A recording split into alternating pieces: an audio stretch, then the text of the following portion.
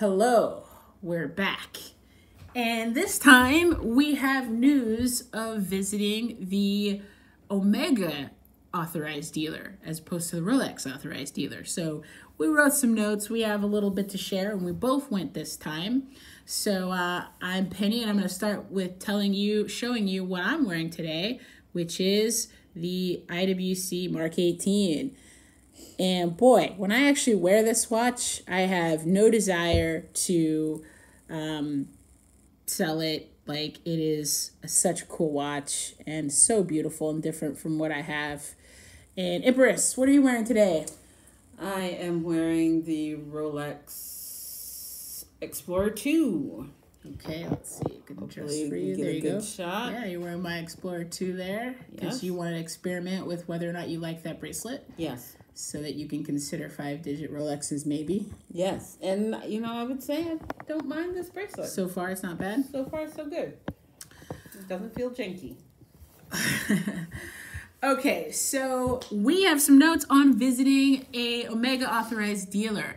We really haven't gone anywhere during COVID. We work from home, and we really have missed out on our watch trips, which we used to do, go and get in the car, go for a ride, visit ADs kind of up and down the coast, and, just make a day of it, a weekend of it even.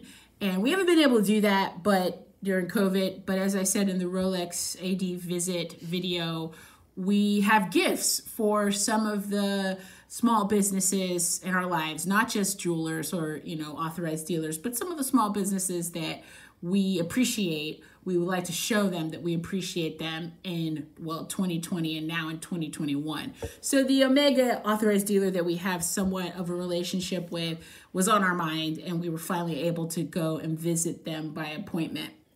And so, general impressions is that, we were interacting with a young sales guy who's not just a sales guy. I mean, this is a family business. This is his family's business. And he is highly knowledgeable, wouldn't you say? Very. He knows a lot, not about the brands they're trying to sell you, because it's a multiple brand store, but they just know a lot about the history of watches. And they've, over the years, had other brands like AP. When AP had authorized dealers, they sold AP, Rolex, whatever. They've had a lot of brands that they've dealt with.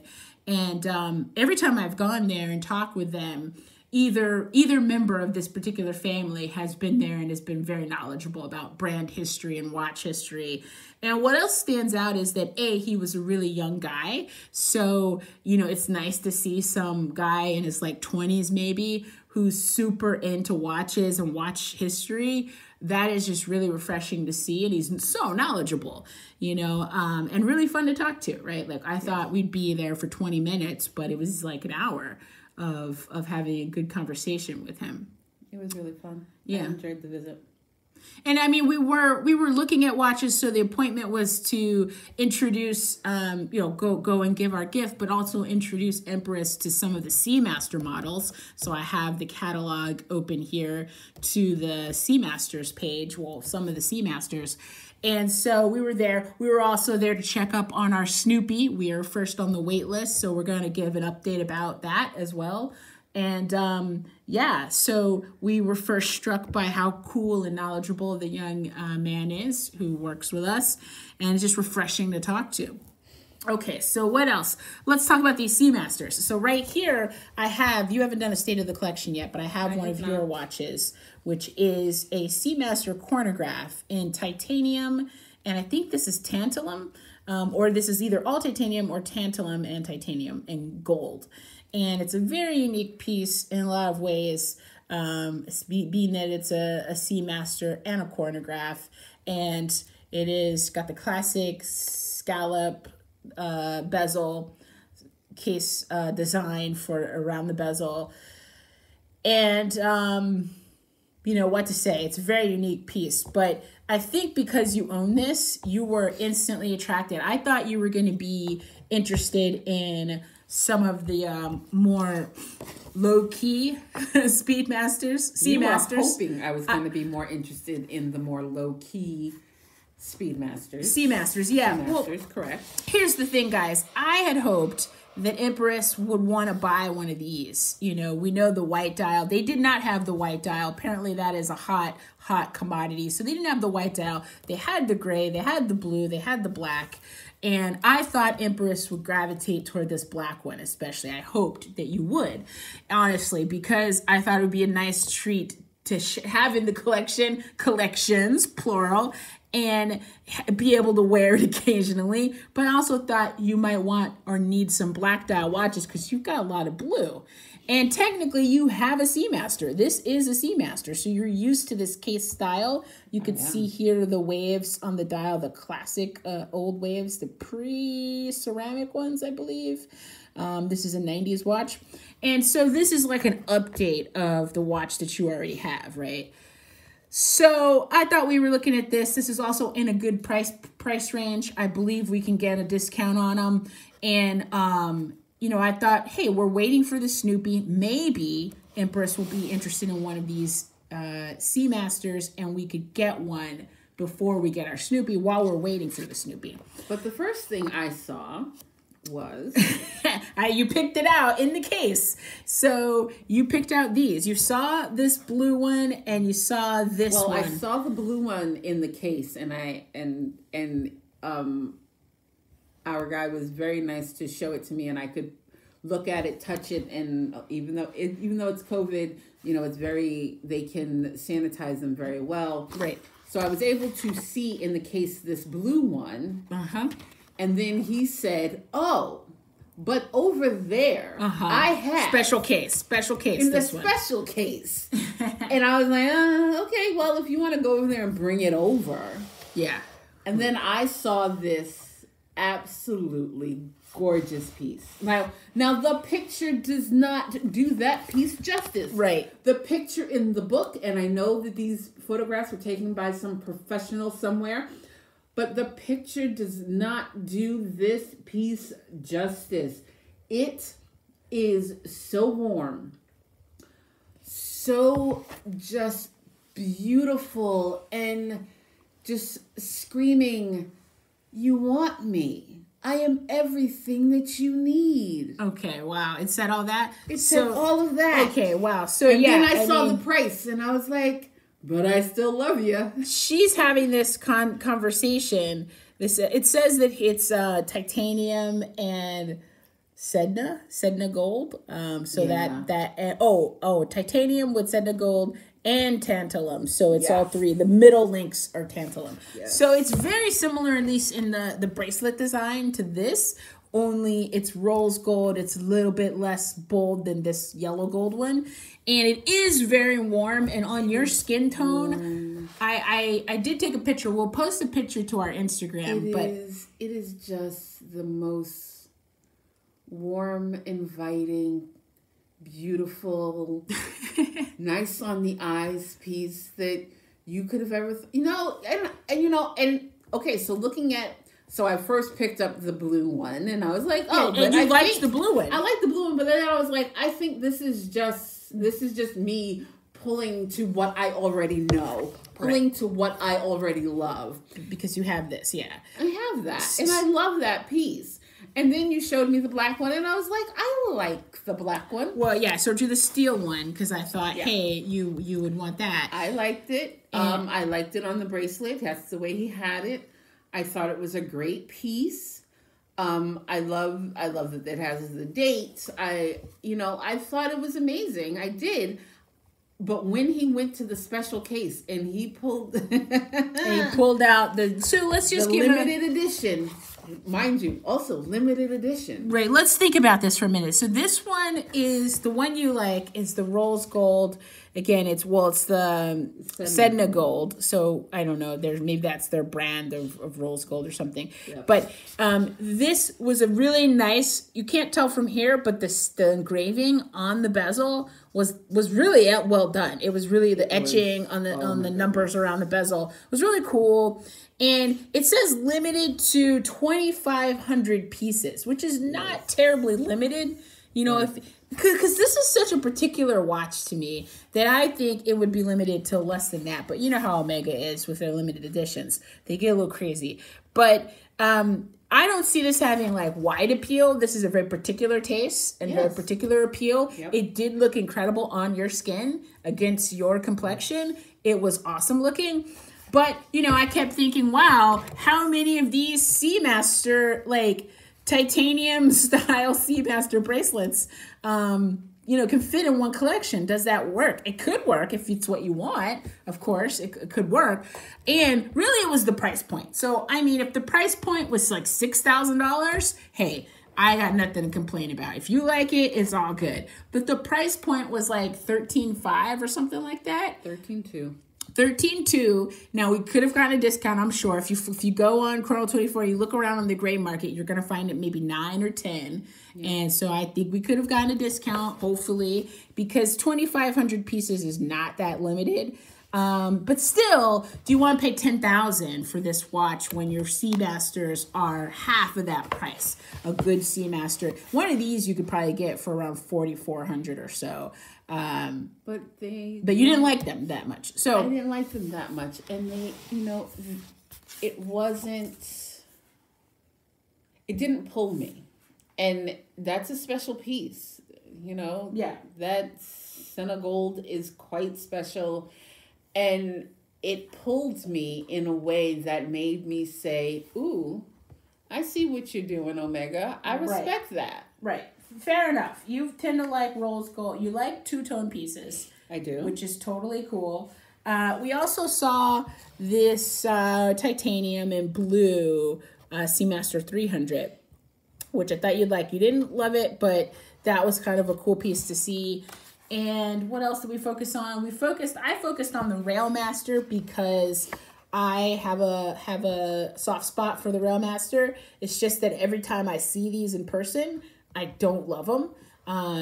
And I thought I would get the denim dial, and it's just been years of kind of considering this piece, but I feel like it's going to feel dated at a certain point and not classic and timeless enough.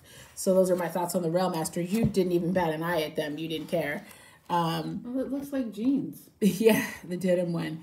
And then I think if they had some of these Aquaterras that were two-tone, you would have warmed up to that too, because you tend to like that. But what we did seem to sort of settle on or see at the very end was the Aquaterra black dial. And that was a beautiful piece as well. They had this piece, and I thought on a bracelet it would be a nice classic piece that you might consider down the line, instead of your fancy limited edition Seamaster two-tone. So that is a possibility. So those were the watches we saw. Seamasters, Railmasters, Aquaterras. You fell in love with the surprise Seamaster, similar to the one that you have, kind of. It's not that similar. Okay. And then, really, we wanted to get an update on the Snoopy watch. And this is actually, they didn't have any new catalogs. Omega hasn't sent them to them yet. So this is last year's catalog. But, so it doesn't have the Snoopy limited edition, Snoopy 3 in here. And when that catalog comes out, we'll get it. But it's not here. What we ended up talking about after that, after seeing the watches and having a chat about brands and stuff, was our update on the Snoopy. So here's the update, guys. And you're going to find these updates all over the internet, you know, people with their stories. So far, from what I can see, it has been released. People have acquired them. Certain people have sold them already, flipped them, and are trying to get anywhere from $24,000 to $30,000 for the Snoopy 3.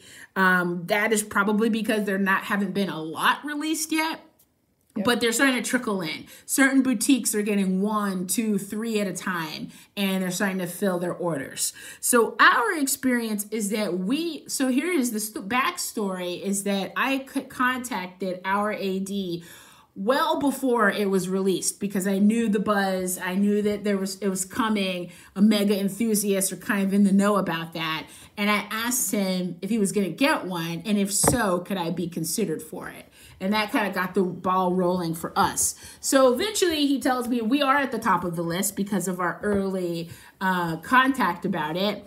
And because he's an AD and not a boutique, he does not expect to get them first, to get any first. He will probably maybe get 1 or 2. He doesn't even know. Well, I'm just saying 1 or 2, some low number, but we're in first in line for it. Mm-hmm. And there's no word on when. You know, the update is something like, you know, sometime in 2021 was his initial prediction, maybe Q2 2021. Yeah. And, you know, people are saying on the forums, it might take as long as 2 years because they're going to fill those Omega Boutique orders first.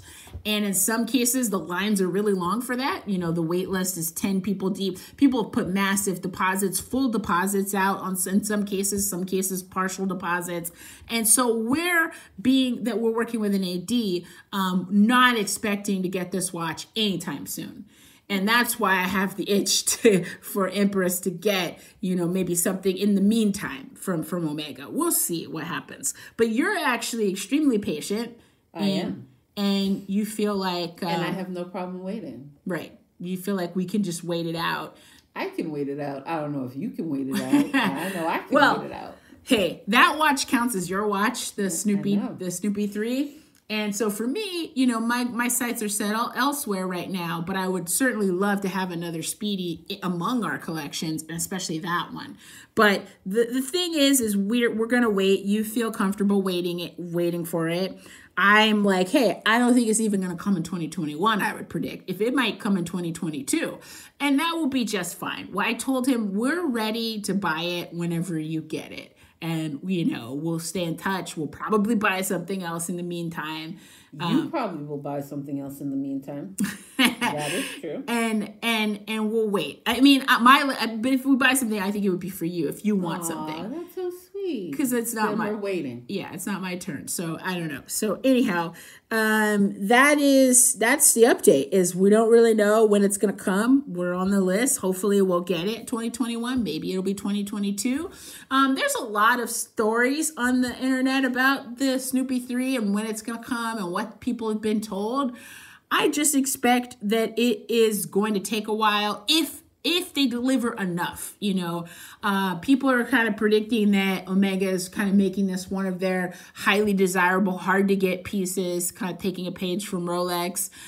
I don't know. I hope that they supply just enough for the people who are really enthusiastic about it to get one, and then kind of close the door. What would that number be? You know, I think something like, you know, what was the other limited editions that they've had have been weird numbers. Like that one that you're looking at, the titanium one, the Rolls Gold, or the Seamaster Senegal, is 2,500 pieces.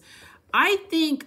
But like the 50th anniversary, there was one of the 50th anniversaries was like 1900. I think it was the gold one? It was like 1969. Yeah, but then the other one was 7,000, right? Right. So yeah, that's somewhere in between there. The 1,900 pieces and 7,000. If it were 7,000 pieces, you can see that 60th anniversary, was it 50th or 60th? 50th anniversary Apollo 11 watch was 7,000 pieces. The one with Buzz Aldrin in the subdial. Yep. That was too many pieces. Because if you look on the used market for that, I think that's probably hovering at around 9,000 or 10,000. Mm-hmm. And it probably, I don't know what the original price point was for that. But it's not really about price. I think if they made 7,000 Snoopies, it would be about a $10,000 watch. That's how much it's going to sell for, unless they get some price increases down the line, which they probably will. So if it's a you know, stays and holds its value at 10,000, like maybe the Speedmaster Speedy Tuesdays, that's fine. You know, we don't want that watch because we think it's going to be $25,000 or $30,000. We're not going to sell it, so it hardly matters. We just want to have a cool Speedy in our collection to kind of advance the Speedy collection, because we've got a bunch of 1861 movements, and so we like to have something a little different. I just want the Speedy because I think it's a very cool Speedy. Right. and Snoopy goes around the moon. Come on, people. Sure. Yeah. That's the thing, is if you want the watch because you're going to enjoy the watch and ride it out, you know, for the long haul, I don't think the value matters. But I think Omega doesn't want to necessarily make 10,000 of these watches if that's where the demand is. But at the same time, they don't want to make 1,000. If they make 1,000, I think people are going to be super frustrated. Yeah. And that is just adding to the frustrations in the watch, you know, hobby that is seemingly unnecessary. You know, if you're going to make a watch, say that it's not limited edition, then you got to fill these orders. So, but remember also, these are being mostly worked on by hand. Yeah, he said it's 75%. Mostly by hand. So this is not going to be mostly done by machine.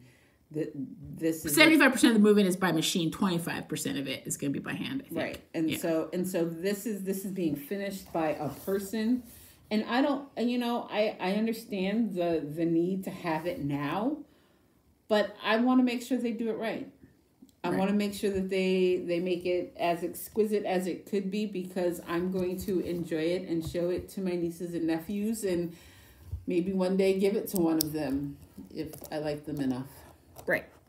So, you know, we are going to wait it out and see what happens, but that's the only update that we have on the Speedmaster. Here's the Seamaster on my wrist. You always thought it was too big for your wrist. Well, I always think that it's thick, you know. Omega has pretty thick watches, so it kind of, my tastes have shifted away from this. It's a big watch, yeah. It's a big watch, yeah. All right, and you like big watches, and you cannot lie. All right, peace.